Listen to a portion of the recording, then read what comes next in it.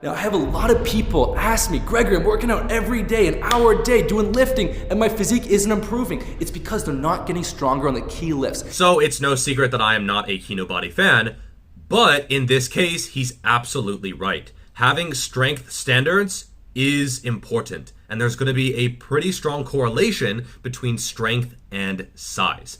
Not a 100% correlation, but certainly a pretty strong correlation.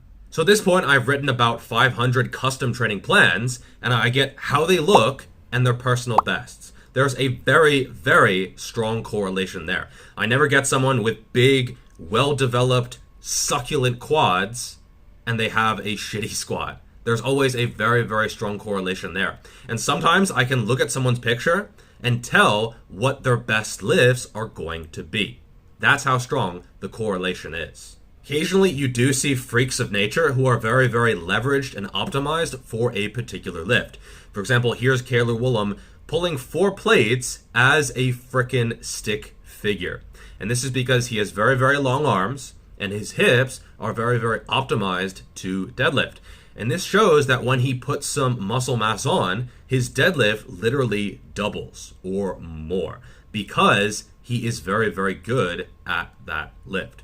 For most people, they are not freaks of nature at any particular lift. They might have good lifts, bad lifts, but most are pretty average, and it's going to be dependent on how much muscle mass they have. So, strength standards, especially for reps, 5 reps, 8 reps, 10, 12, 15, somewhere in that range, that is going to be very, very predictive of how you look. Also, I've decided to make all of these numbers be in absolutes. Only a Sith deals in absolutes. So like 1 plate, 2 plate, 3 plates, etc., and not a percentage of body weight. I think both are viable, but typically speaking, you are better in terms of a percentage when you are lighter in weight. And because these are strength standards for hypertrophy, it doesn't really make sense to have a standard that is optimized when you are lighter. You are trying to build muscle, and therefore you should get more attached to heavier weights, not just a percentage of your body weight. So there are going to be 9 different muscle groups and 2 exercises for each one, because I think it's good to have some variety and not focus too much on any single lift. It's going to be chest, shoulders, quads, biceps, lats, triceps, hamstrings, traps, glutes. For every lift, there's going to be 3 numbers. The first is going to be a minimum, the second is going to be a standard, and the third is going to be a maximum. The first is a minimum. If you cannot hit this minimum number, it means you have some work to do. And focusing on getting to that minimum standard is going to provide you great dividends. If you cannot get to this minimum level, you might not look like you lift. Second, the standard. This is a good goal for most normal people who do not want to live in the gym, but you just want to look good and healthy and be attractive, that kind of thing. It's a good, normal goal to have. You will definitely look like you lift if you can hit this for each specific body part. Third is going to be the maximum. Now, if you go above the maximum, it's not like you have to pay $200 when you pass go. It's not like you see, reduced returns if you get stronger, but I would say for most people, this is going to be a very, very reasonable sort of lifetime, long-term goal. All right, so let's get into it. First, for chest, we have the barbell bench press. The minimum standard would be 1 plate per side, or 60 kilos, roughly 135 pounds. If you cannot hit that, you have some work to do. The standard is going to be 2 plates per side. Now, some people will say that's still very weak. If you go to the average gym, 2 plates per side for 5 reps is a very, very respectable and reasonable goal. The maximum is going to be 3 plates per side for 5 reps. This is a very, very impressive goal for a natural, and most people won't even get close to this anyway. Next up, we have a weighted dip 10 rep max. Why 10 reps? Because I think doing low reps on dips is not really a great idea. It does put the shoulders in sort of a precarious position, and generally higher reps is going to be better. The minimum is 0 kilos, just doing body weight only for 10 reps. If you can do a decent range of motion, no half reps, no quarter reps, around parallel at least, for 10 reps, you will have a decently impressive upper body. You can add 40 kilos or 2 plates. That is the standard. If you can do 10 reps with a decent range of motion, you will have big triceps, okay? And you will have a big chest as well. Not everyone can do dips. Not everyone connects well with dips, but I think for most people, they are a good exercise. The maximum would be 80 kilos. Past that, I'm not sure if you are going to see a lot of benefit. That is a very, very impressive amount of weight to lift on this movement. Next, moving on to shoulders, the barbell overhead press. Not cheated, not a push press with full range of motion. The minimum, I'm going to say 40 kilos for 5 reps. Standard, I'm going to say 60 kilos for 5 reps. And for the maximum, 80 kilos for 5 reps. If you can do 80 kilos for 5 reps, you will not have small shoulders. It's just not going to happen. Next up, lateral raises for a 20 rep max. Fairly strict. Perhaps a little bit of cheating is okay, but certainly nothing excessive because you can absolutely use way more weight if you cheat these quite a bit. So a slight cheat is okay, but nothing drastic. I would say minimum around 10 kilos, standard 15, and maximum 20 kilos. If you can do fairly strict lateral raises for 20 reps with 20 kilo dumbbells, your shoulders, especially the lateral delt, will be freaking huge. Next up, we have quads. The first exercise, the high bar barbell back squat, performed fairly vertically. So you're not doing low bar, you're not shifting your hips back, you're staying fairly vertical and using the quads as much as possible. It's very easy for the quads to do very little work if you squat in a way that avoids using the quad. So in this quad dominant style, perhaps feet elevated or using squat shoes, I would say 10 reps with 80 kilos is going to be a good minimum target. 120 kilos is a good standard, and 160 kilos is a good maximum. If you can do 160 kilos, controlled, good depth, good range of motion, staying fairly upright, focusing on the quads, 10 reps, 160 kilos, you will not have small legs. It's just not going to happen. Next, front squat, 5 rep max, 60, 100, and 140 kilos. Now this one is even more quad dominant than a high bar back squat, but I choose 5 reps just because the postural muscles tend to fatigue a little bit more quickly, and a 10 rep max is not something that would be a great idea on front squats. You can do it, but maybe not the most efficient. Next up, we have the biceps. First exercise, the standing barbell curl. You can use an easy bar, completely okay. Just make sure that you weigh the bar or you know about how much it is. It's usually about 15 pounds, 7.5 kilos, maybe a little bit less, somewhere around there. Minimum, 30 kilos, 10 reps. Standard, 45, and maximum 60 kilos. If you can do 60 kilos for 10 reps, there's no way you don't have impressive looking biceps, especially if it's fairly strict.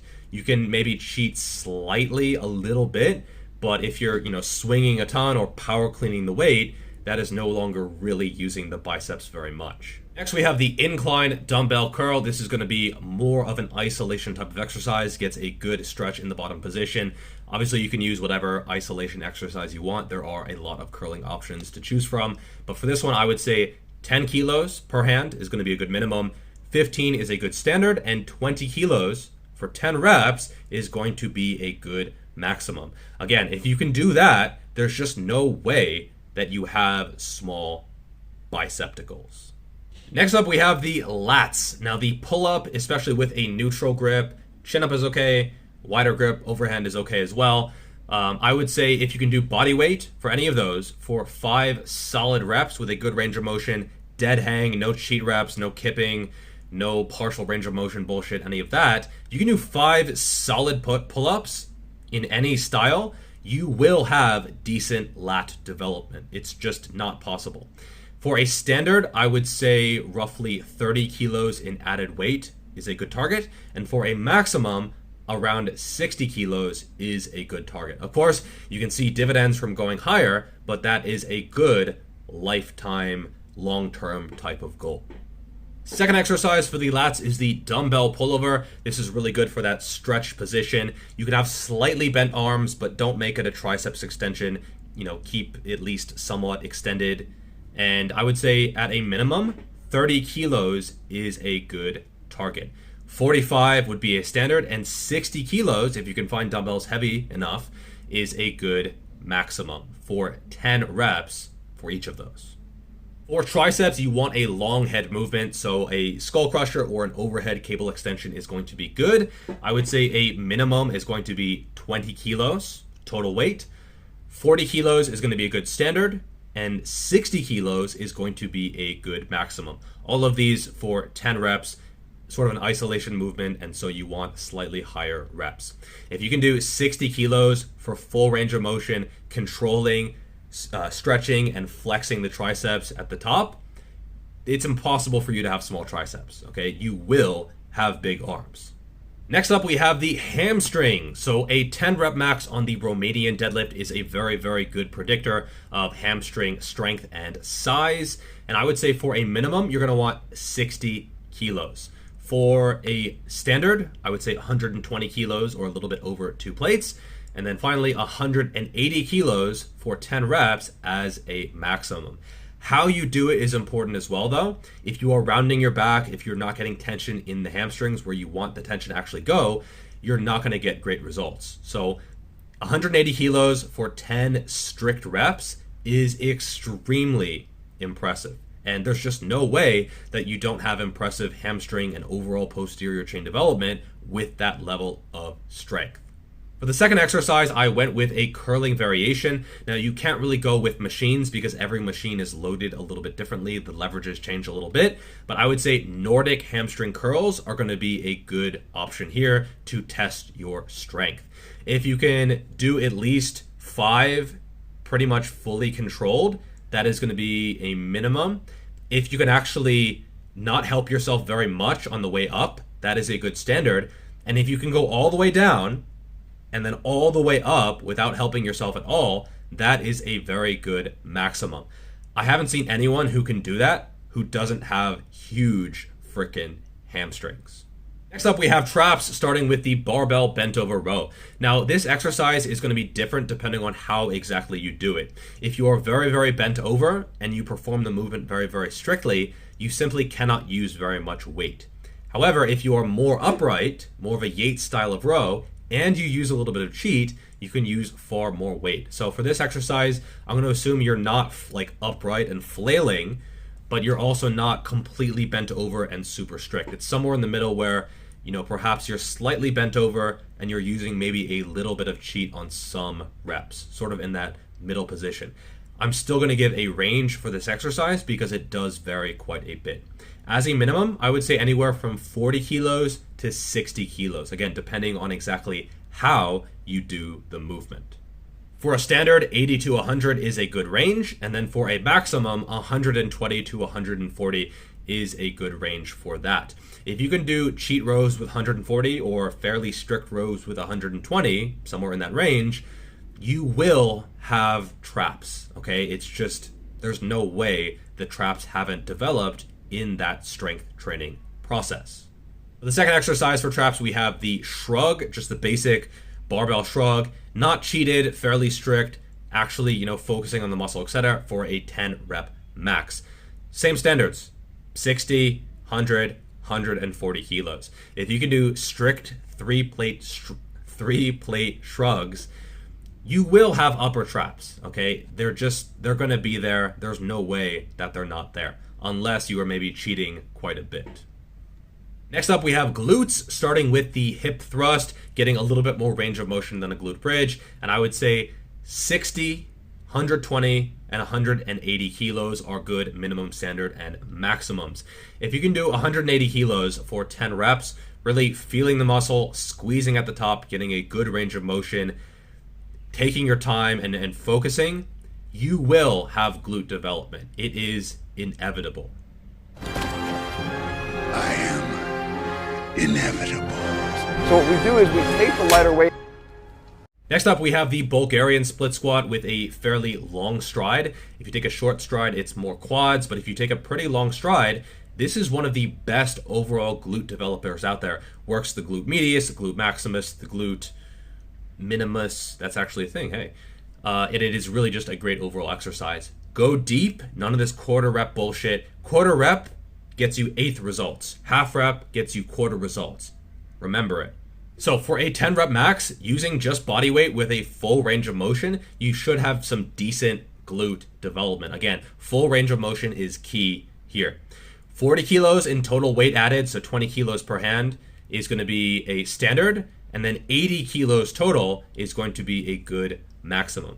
You will, of course, again, see benefits from going higher, but it might not be the main focus. You might want to focus more on more exercise variation or mind-muscle connection or volume, etc.